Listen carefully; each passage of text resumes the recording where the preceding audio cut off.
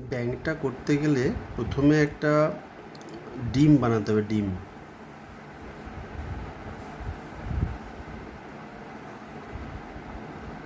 ডিম হলো, ডিমটা বেশ বড়ো সাইজের ডিম হবে।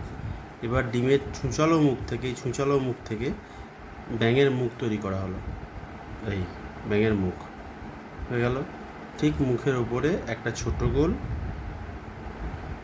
ছোট গোলের আউটসাইডে একটা বড় গোল, ঠিক তার ওপরে হাফ একটা ডিয়ের মতো, ওপাশের চোখের ওপরের অংশটা দেখা যাচ্ছে।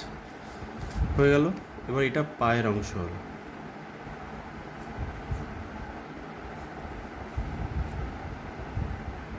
এক, দুই, তিন। এটা ওই পাশের পা, সামনের দিকের হাত, এক, দুই, তিন। এটা ওপাশের দিকের হাত, এক, দুই, তিন। হয়ে গেল ব্যাঙ। এবার ব্যাঙের একটু সাজিয়ে দেওয়া। ব্যাঙের গায়ে যে খসখসে চামড়াগুলো থাকে সেগুলো একটু সাজিয়ে দেওয়া। হয়ে গেল ব্যাঙ।